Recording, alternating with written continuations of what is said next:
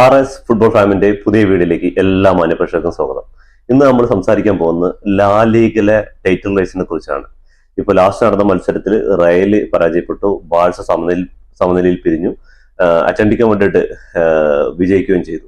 അപ്പോൾ ലാ ലീഗ് ടേബിളിൽ ഇപ്പൊ നിൽക്കുന്ന പോയിന്റ് എന്ന് പറഞ്ഞാൽ 67 പോയിന്റുമായി ബാഴ്സലോണ ഒന്നാം സ്ഥാനത്തും 63 പോയിന്റുമായി റയൽ രണ്ടാം സ്ഥാനത്തും 60 പോയിന്റുമായി അറ്റ്ലന്റിക് മഡ്രിഡ് മൂന്നാം സ്ഥാനത്തുമാണ്. ലീഗിൽ ഇനിയും 8ഓളം മത്സരങ്ങൾ ബാക്കിയുണ്ട്. അപ്പോഴാണ് 30 മത്സരങ്ങൾ ആ ഒരു ടീമിന് ആയത്. അപ്പോഴാണ് അപ്രത്യക്ഷമായ റയലിന്റെ പരാജയവും ബാഴ്സലോണയുടെ സമനിലയും അറ്റ്ലന്റിക് മഡ്രിഡിന്റെ തിരിച്ചു വരും. അപ്പൊ റയലിന്റെ കളി നമുക്ക് തുടങ്ങാം. റയലിന്റെ കളി എന്ന് പറഞ്ഞാല് 2-1 വലൻസിയായിട്ട് തോറ്റത്. അതിൽ 13ാം മിനിറ്റില് വിനീഷ്യസിന് കിട്ടുന്ന പെനാൾട്ടി പാഴാക്കി. എംബാപ്പെ ഫൗൾ ചെയ്തതിന് വിനീഷ്യസിന് പെനാൾട്ടി എടുക്കാൻ അനുവാദം കിട്ടി. വിനീഷ്യസ് പെനാൾട്ടി എടുത്തു.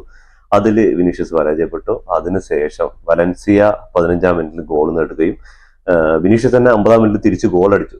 പക്ഷെ ഇഞ്ചുറി ടൈമിൽ 90 മിനിറ്റ് ശേഷം വലൻസിയ ഒരു ഗോളിലൂടെ റയലിനെ പരാജയപ്പെടുത്തി. റയലിന്റെ കളി എന്ന് ആരംഭിക്കാം. റയലിന്റെ കളി തുടങ്ങി 13ാം മിനിറ്റിൽ റയലിന് അനുകൂലമായിട്ട് ഒരു പെനാൾട്ടി കിക്ക് കിട്ടി. എംബാപ്പെ ഫൗൾ ചെയ്തതിന്, ഫൗൾ എന്ന് പറഞ്ഞാൽ വാർ ചെക്ക് ചെയ്തു, അതിനുശേഷമാണ് പെനാൾട്ടി കൊടുത്തത്.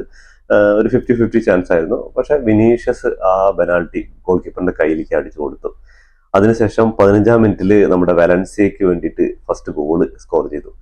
അതിനുശേഷം 50ാം മിനിറ്റ് വിനീഷ്യസ് തന്നെ ഗോള് മടക്കി 1-1 സമനിലയിൽ പോയിക്കൊണ്ടിരിക്കുകയാണ്. ഇഞ്ചുറി ടൈം 90 മിനിറ്റ്സിൽ വലൻസിയ റയലിന്റെ ബെർണബോയില് വെച്ചിട്ട് റയലിന്റെ ഉള്ളിലേക്ക് ഗോൾ അടിച്ച് കയറ്റി എന്ന് പറഞ്ഞാൽ 2-1 അതോടുകൂടി കളിയും കഴിച്ചു. 2-1 വലൻസിയ ജയിച്ചു.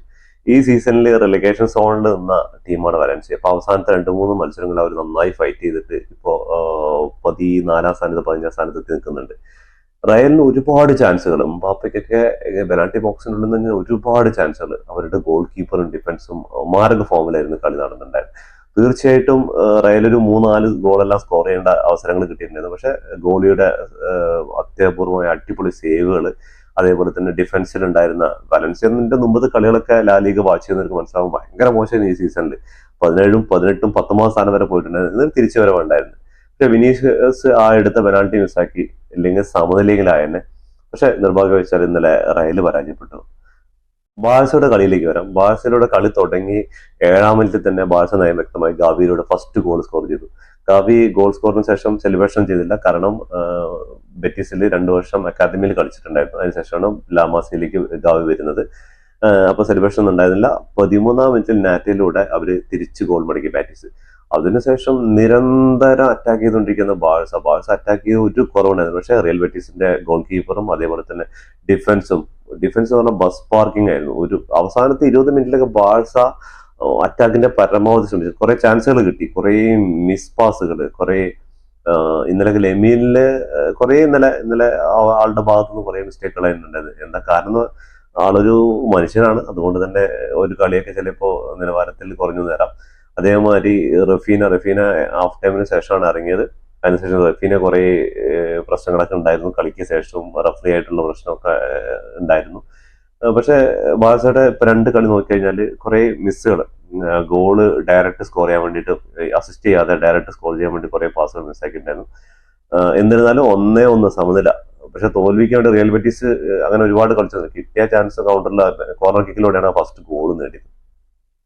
പിന്നെ ഇന്നലത്തെ ലെവൻഡോസ്കിയുടെ എല്ലാ ഒരു ഫോം എന്ന് പറഞ്ഞാല് ഇന്നലത്തെ കളി ഭയങ്കര മോശമായിരുന്നു. അതുപോലെ ലെമാലിന്റെ നിന്ന് ഒരുപാട് ബോൾ മിസ്സായിട്ടുണ്ടായിരുന്നു. അപ്പോഴും പെഡ്രി നല്ല കളി കളിച്ചിട്ടുണ്ടായിരുന്നു. എന്നിരുന്നാലും ഇന്നലെ ജയിച്ച് 3 പോയിന്റ് ബാഴ്സയ്ക്ക് കിട്ടാവുന്ന ഒരു കളിയായിരുന്നു. പക്ഷെ നിർഭാഗ്യവശാൽ 1-1 അവസാനിച്ചു. അതിനുശേഷം നടന്ന സെവില്ല അറ്റ്ലന്റിക് മഡ്രിഡ് മത്സരത്തിൽ 2-1 അറ്റ്ലന്റിക് മഡ്രിഡ് ജയിച്ചു. അവര് 1ാം സ്ഥാനക്കാരായിട്ടുള്ള പോയിന്റ് എല്ലാം കുറച്ചിരിക്കുകയാണ്. First goal അവരടിച്ചതായിരുന്നു. സമനില ഗോൾ ആൽവാരസിലൂടെ നേടി ഇഞ്ചുറി ടൈമിൽ തിരിച്ചടിച്ച് 2-1 ലീഡില് അറ്റ്ലന്റിക് മഡ്രിഡ് ജയിച്ചു. ഇതോടുകൂടിയിട്ട് ഇനിയും 8 മത്സരമുണ്ട്. ആർക്ക് വേണമെങ്കിൽ എപ്പോഴും അറ്റ്ലന്റിക് മഡ്രിഡിന്റെ സ്കോപ്പ് ഉണ്ട് കേട്ടോ. അവർക്ക് ലാ ലീഗ് ടൈറ്റിൽ അടിക്കാനുള്ള എല്ലാ ചാൻസും ഉണ്ട്. പക്ഷെ ഇനിയുള്ള മത്സരങ്ങൾ ഭയങ്കര കടുത്തായിരിക്കും. 7 പോയിന്റ് വ്യത്യാസമുള്ളൂ ലീഗ് ചാമ്പ്യന്മാരായിട്ട്. അല്ലെങ്കിൽ റയലിന് 4 പോയിന്റ് വ്യത്യാസമുള്ളൂ. ഇനിയുള്ള 8 മത്സരങ്ങൾ ഭയങ്കര ക്രൂഷ്യലാണ്. അതിന്റെ ഇടയിൽ ചാമ്പ്യൻസ് ലീഗ് വരുന്നുണ്ട്. എന്തും സംഭവിക്കാം. ഓക്കെ, നിങ്ങളുടെ പ്രൊഡിക്ഷൻ ഇപ്രാവശ്യം ആര് ലാ ലീഗ് നേടും എന്നുള്ളതാണ്. അതൊന്ന് കമന്റ് ബോക്സിൽ രേഖപ്പെടുത്തുക.